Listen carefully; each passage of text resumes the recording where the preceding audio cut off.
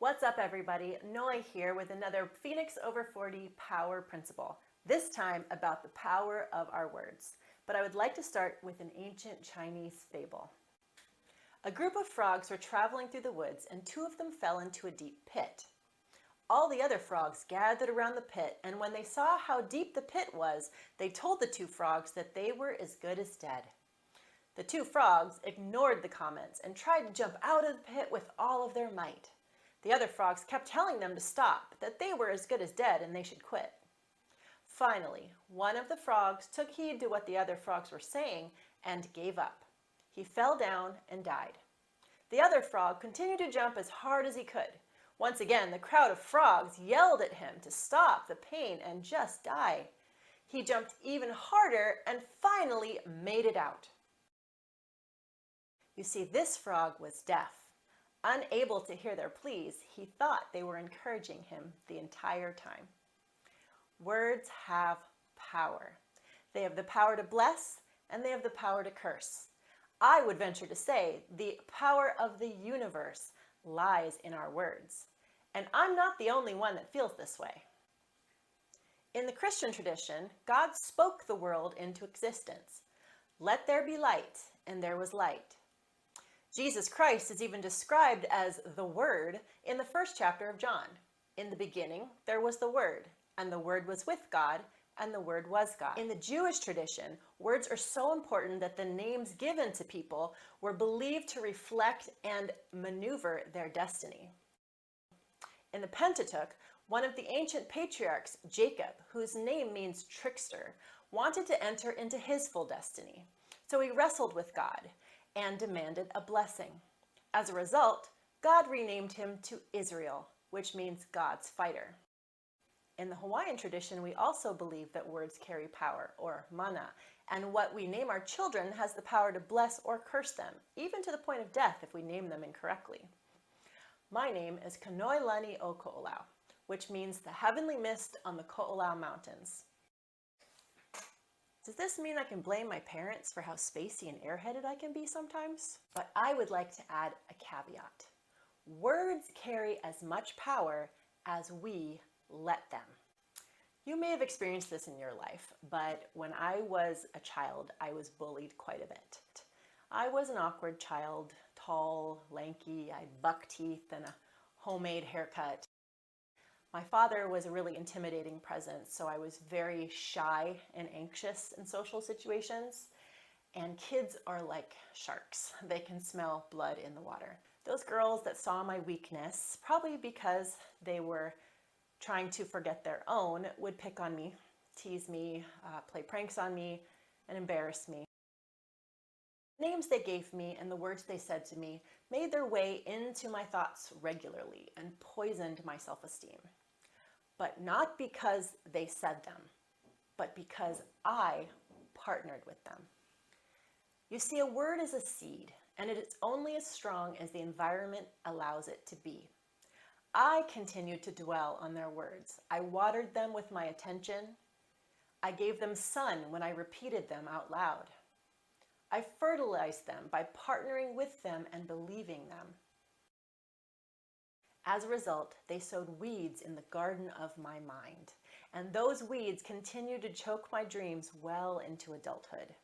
I became so comfortable in a garden of weeds that I married a man who perpetuated the same behavior and continued to sow more seeds that I continued to feed. If you resonate at all with this story and you have people in your life that have spoken curses over you and sowed seeds of toxic thinking, I want to tell you that there is hope. You see, words may be the seeds, but we are the gardener, and we decide what seeds stay in our garden and what goes. You see, we need to stop giving others power over our emotions, and it is possible. The trick is discovering what lies we're partnering with. But we have a powerful clue. You see, our brain and our bodies give us those clues by the feelings that they sow, like feelings of offense. You know, when someone you love says something, and even if they're trying to be helpful, it just kind of hurts a little harder than most. You kind of feel it in your stomach. Maybe it gives you kind of a tight feeling, or it makes your heart flutter, or it makes you feel a little defensive and easily triggered. It maybe even ignites some programming to react or respond without even thinking. That is the clue that your brain is telling you that you're believing a lie. You see, it's not easy to break those programs that have been created in our brain, but it is possible as long as we don't do our first reaction. Now, the trick is to close our mouth and not react, not respond, but reflect. And it takes practice. All things that are worth it take practice. But it is possible to take our power back, because people can't make us feel anything unless we choose to give them control over our emotions. So I invite you to do an exercise with me this week. Find a piece of paper and a pen and draw a line down the center of the paper. Now on the left side of the paper, I want you to try to think about all of those times that someone said something to you that triggered that deep emotional or physical response. What words, maybe thoughts triggered that response? Maybe they were phrases, memories. Write down as many as you can on one side of the paper.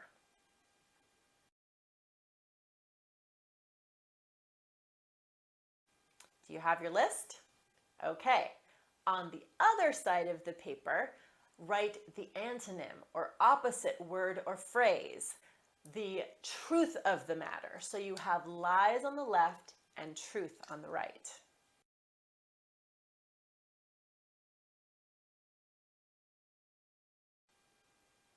Now, when you finish this step, rip out that piece of paper and try to tear it down the middle or cut it with some scissors. Okay, then you're going to take the side of the paper that has the lies and you're going to flush it down the toilet. Okay, well, maybe burn it. No? Rip it up, tear it up, just rip it up into lots of different pieces. Not because it's going to do anything, but because it's fun. If it helps, put an extremely empowering song on while you do it. Shout out to my soundtrack Saturday selection that you can find on my fan page every Saturday. Now with the other list, the good list, print them out in large font on your printer. And then tape them in areas around your house, room, car, office, areas that you frequent all day, all week.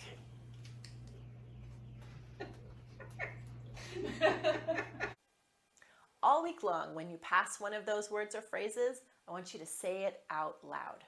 Matter of fact, throw the words "I am" in the front of it. All through the week, you're going to be repeating these things every time you see one of those little triggers.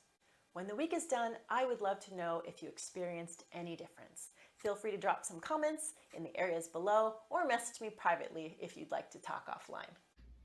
Take back your power, Phoenix. Let's rip out some curses and replace them with some blessings. Be bold, be powerful, and have an awesome week.